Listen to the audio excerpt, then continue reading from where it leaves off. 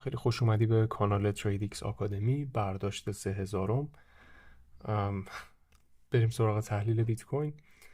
12 ساعت و 47 دقیقه تا بسته شدن کندل هفتگیمون مونده. یه ذره هم شروع کرد نسبت به دیروز یه ذره رفته بالاتر، تقریبا هیچ حرکتی نداشتیم از دیروز تا حالا. تحلیل دیروز تا حالا قیمتمون هم طرفای 66635 و داره همونجا بازی میکنه.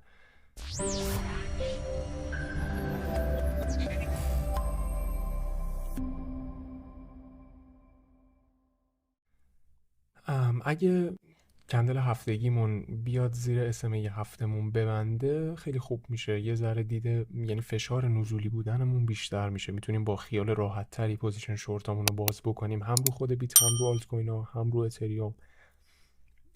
میتونیم راحت تر پوزیشن باز بکنیم و استاپای خوبی هم بهمون میده. میتونیم ریسک ریوارد خوبی بگیریم. به نظرم امروز زیاد نه حرکت نداریم، ولی فردا به نظرم میتونیم حرکت خوبی داشته باشیم. به نظر من امروز میتونید آلارم بذارید، بیاید چک بکنید هر از گاهی اگه نقطهاتون، یعنی خطوطتون فعال شد، قیمت زد، اون قسمت ها رو شکوند، بهتون آلارم بده، بیاید بشینید یه نگاهی بندازید. هر از چند گاهی یه نگاه بندازید امروز رو. ولی میگم احتمال اینکه پوزیشن بهمون بده خیلی کمه، چون حرکت هفتمون هم یه جورایی ته کشیده. آخر هفته هم که هستیم، امروز یک شنبه است. بریم تایم فریم روزانه. روزانه که واقعا هیچ اتفاقی نیفتاده، همون دیروزه. هیچ اتفاقی نیفتاده، همون دیروزمونه. این اسمه، عذرخواهی میکنم، این اسمه 99 مون هم که از اینجا اومده، کندل اومد بالاش، بس نگید سعودیه فلانه. 99 تا کندل قبلیه، نه مال 99 روز گذشته است، تازه داره میرسه بهمون. ولی اینکه اسمه 99 مون رسیده خبر خوبیه به نظرم.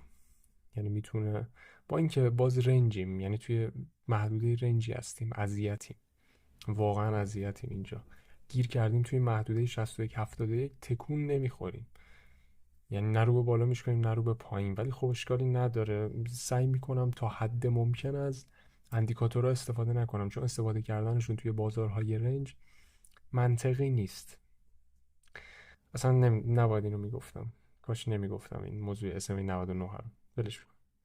خب ببخشید، من معذرت میخوام از همتون که اینو گفتم، ولی نباید میگفتم. تایم فریم 4 ساعته، همون اتفاقی که دیروز هم راجبش صحبت کردیم. اومدیم اینجا موندیم، هیچ کاری هم نکردیم، یه فکر رو به پایین زدیم. الان تازه داریم یه ذره رو به بالا حرکت میکنیم. همین الان 15 دقیقه بهتون یه ورود ریسکی میداد، ریسک ریواردتون هم اتفاقا میخورد. ورود جذابی بود. جذاب که نبود، ورود عجیب غریبی بود. یه ذره یک ساعته بهتون ورود میداد، اشتباه گفتم 15 دقیقه. میتونستید توی شادوی این کندل دومیه باز بکنید، استاپتون رو بذارید زیر کندل، چون کندل ستاپ بهمون داده. قدرت خریدمون زیاده، حجم خوبی هم خورد. حالا اینجا حجم قبلی ها زیاده، اینجا میتونید ببینید حجمش بد نبود نسبت به کندل، چند تا کندل قبلش. میتونستید باز بکنید، یه ریسک کمی، ولی خب میگم حالا پوزیشن میتونستید بگیرید. من خودم که باز نکردم، فکر نمیکنم کسی از شما هم باز کرده باشه. این از خود بیتمون. به نظر من میشه این فضا ریجکت بخوره، برگردیم دوباره اینجا. یعنی از همین فضایی که اومدیم میتونیم برگردیم دوباره، بیایم تو همین رنج 65900 تا 66300، همینجا هی دوباره رنج بزنیم، اذیت کنیم تا فردا که تحلیل رو میگیرم بیشتر رو بهتون داده میدم، اطلاع میدم. این از خود بیت کوین. زیاد راجع به بیت حرف نمیزنم، تکلیفش خیلی مشخص نیست. توتالمون اومده اینجا، یه وی پترن زد برامون، اومدیم الان اینجا داریم رنج میزنیم این بالا، استراحت میکنیم. همزمان با خود بیتمون هم لول 2.365 مون رو ببخشید بچه ها، من 100 باره دارم ویدیو رو رکورد میکنم دیگه، گلوم درد گرفته. 2.365 رو شکونده، رو به بالا داره حرکت میکنه. کار خاصی نمیکنه، همین رنجیم. اوکی، بعد از این لول تازه میایم صحبت میکنیم که خب که یه حرکتی زده، توتالمون شروع کردیم، داریم حالا ممکنه یه جونی بگیریم، که تازه بعد از اینجا من خودم واقعا پیگیر نمیشم، مگر اینکه بیایم اینجا یه حمایتی بشیم، بعد که خواستیم برگردیم یه مومنتومی رو ببینیم، یه حجم خوبی رو اینجا ببینیم یه اتفاقی ببینیم بعد تازه بریم مثلا راجع به پوزیشن لانگ حرف بزنیم. فعلا صحبتی نمی‌کنم راجبش. از این نقاطی هستیم که یه بودی حرکت میکنیم یا میگیم گوپ گوپ. نه اینا رو دیدیم دیگه توی مارکت، هم طرفای 30,000 42,000. ای بابا، طرفای 30,000 42,000 50,000 اینا رو دیدیم. همین خود 60,000مون همین الان هم که اینجاییم اینا رو داریم میبینیم. از این حرکات داریم یه هوی 5% میپریم بالا، 6% میپریم پایین، بعد ممکنه ادامه دار باشه. اگه رو به بالا حرکت کردیم واقعا حرکت کنیم، نمیشه کاریش کرد. نگیرید. من تریگر نه، استراتژی من بهم ورود نمیده. ترجیحاً این ورود و اگه یه همچین اتفاقی بخواد بیفته از دست میدم. حالا دیگه همچین اتفاقی هم نه، ولی اگه همچین اتفاقی بخواد بیفته از دست میدم. وای میستم سری بعدی رو میگیرم که استاپ درستی هم اینجاها بتونم پیدا بکنم. یه استاپ کوچیک میذارم، ریسک ریوارد خوبی رو میگیرم، حتی با اینکه حتی اگه حرکت بعدیمون از این موج اولی کمتر باشه. بارها این کارو توی استراتژیم کردم، هنوزم خب به استراتژیم پایبند میمونم. در ضمن مدیریت سرمایه، مدیریت ریسک هم هیچ وقت در هیچ شرایطی یادتون نره. توتال دومونم همونه فعلا، اومده داره به این سقفه واکنش نشون میده، همین الان داره میریزه. میتونیم حرکت بکنیم با شکست این پایین، میتونید پیگیر پوزیشن شورت برای آلتامون بشین. ای بابا، پوزیشن شورت برای آلتامون بشیم، میتونیم حرکت داشته باشیم. نه با اون صورتی که من دستم یه خط چیز شد تکون خورد، ولی میتونیم حرکت داشته باشیم رو به پایین. بگیرید پیگیرش باشید. بریم سراغ BTC.D. از اون لولمون که دیروز ریجکت خوردیم یه ذره داریم برمیگردیم. این اصلا چیزی محسوب نمیشه فعلا. روندمون واقعا فعلا لو ویو سایکلمون نزولیه. یعنی از اینجا که ریجکت خوردیم فعلا داریم حرکت میکنیم رو بالا. این خطی که اینجا براتون میکشم، اگر تا این لول اومد BTC داد دیمون و شروع کرد برگشتن با شکست این نقطه، دیگه این تایید رو میگیریم که اوکی BTC داد دیمون فعلا نزولیه. تا اطلاع ثانوی حالا بهتون میگم کجا، ولی فعلا نزولیه. مگر اینکه اتفاق عجیبی بیفته که گفتم تو استراتژی من نیست همچین اتفاقات عجیبی رو که توی خود بیت کوین هم بهتون گفتم مثلا یه همچین اتفاقی رو بگیرم. ترجیح میدم این اتفاق افتاد موج بعدیش رو بگیرم.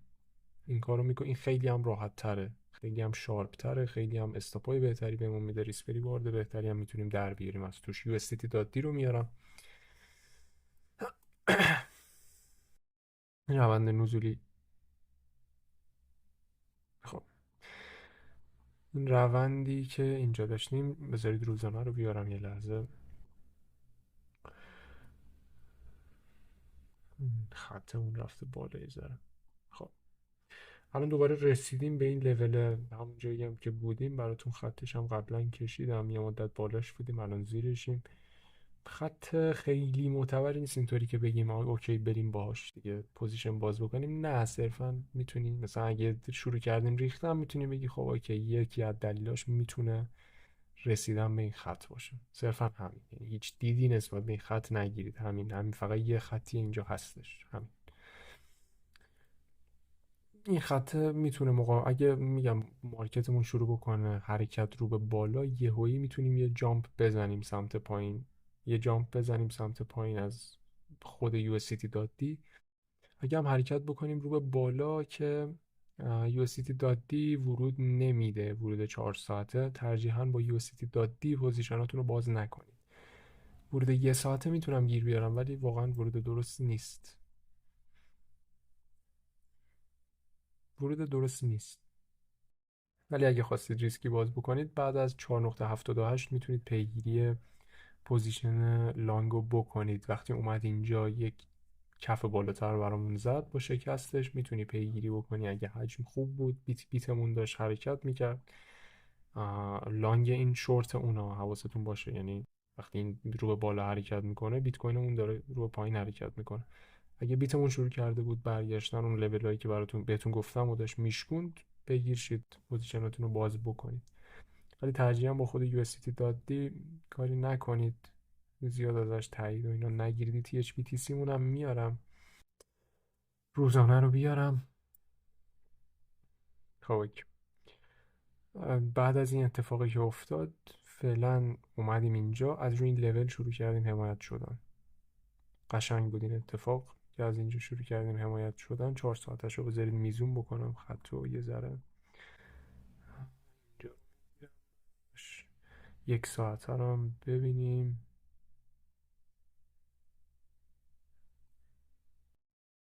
یه آندو بزنم، ترجیحاً این خط همون 4 ساعتش رو تریگر داشته باشیم بهتره. خب ETH BTC مون هم فعلا حالا این رونده پشتشه دیگه، این روند نزولیه، ولی اگه یه اتفاقی بیفته الان که میشه یه دید صعودی نسبتا ازش گرفت، ولی فعلا خب تو اصلاحشه. یه صعود کوتاه مدت ها، صعود چند ساعته، اینطوری نیست که بگیم خب دیگه بریم اتریوم لانگ کنیم یا مثلا بریم بیتو شورت کنیم، چون نسبت به هم بستگی داره حالا مارکت کدوم بری میره. ولی بیایم یه بار از این لول حمایت شیم، یه شادو هم بزنیم خیلی خوشگل. بعد که شروع کردیم حرکت رو به بالا با شکست این نقطه پیگیرش میشیم، پیگیر میشیم برای اتریوم لانگ اگه بازار سعودی شد یهو، یا خود بیتمون شورت، حالا بهتون میگم. اتریوممون هم یه نگاهی بندازیم و تحلیل رو تموم کنم دیگه، نمیخوام خیلی طولانی بشه. اتریوم اومده اینجا هی داره رنج میزنه، اومده اینجا داره استراحت میکنه. این لول رو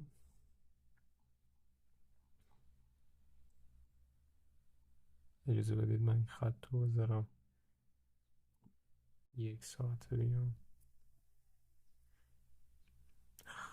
خب بعد یه لولمونه اینم براتون میارم، ترجیحاً اینجا نباشه. خب 1 ساعتش منطقی نیست پوزیشن لانگ،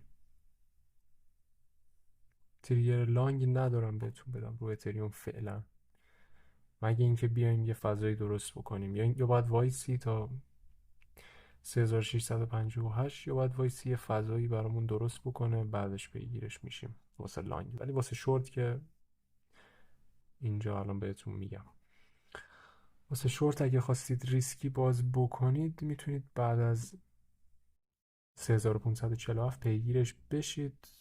اگه ETH BTC مون نزولی شده بود تا اون موقع میتونید بیشتر، یعنی تمرکزتون رو بیارید روی خود اتریوم پوزیشنش رو بگیرید، پوزیشن شورتش رو.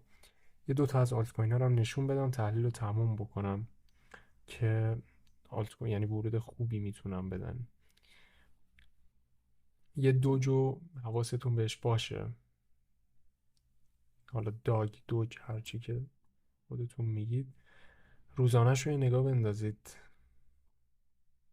بعد از این رشد و این همه اتفاق نزدیک یه حمایتی هستیم. خب اگه مارکت لانگ شد میتونید پیگیرش شید با یه شکست واسه اینکه بخرید.